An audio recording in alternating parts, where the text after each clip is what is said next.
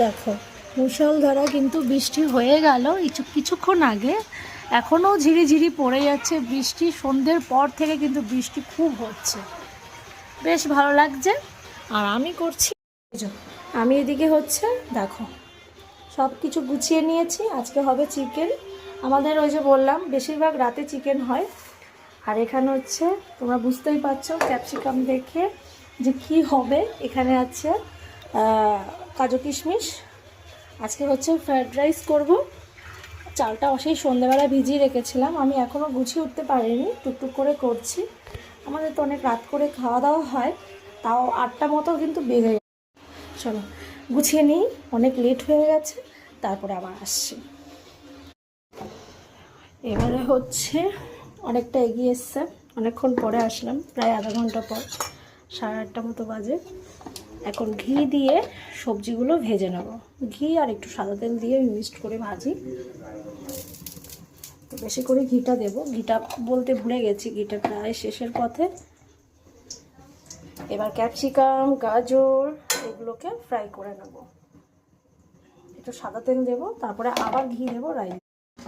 এই যে রান্না হয়ে গেছে, দেখো ভাগনাকে দিয়ে আবার পাঠিয়ে দিয়েছি।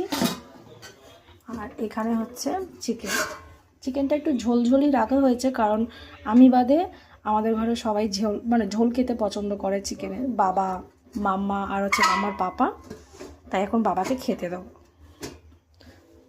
চলো, কেমন লাগলো ভিডিওটা অবশ্যই জানিও। একটু লেট হয়ে গেছে ভিডিওটা দিতে। মাম্মা তাড়াতাড়ি বসো, খেতে দিয়ে দিয়েছি।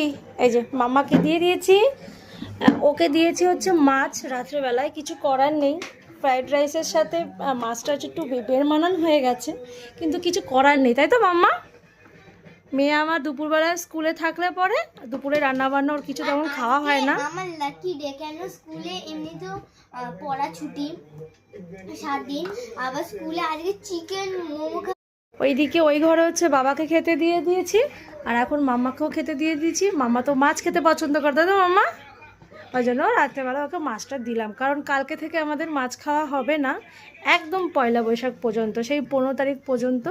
কারণ আমরা এর আগে অনেক আগে থেকে নিরামিষ খাওয়া হয় আমাদের বাড়িতে, কিন্তু এবার একটু লেট, কালকে থেকে খাবে।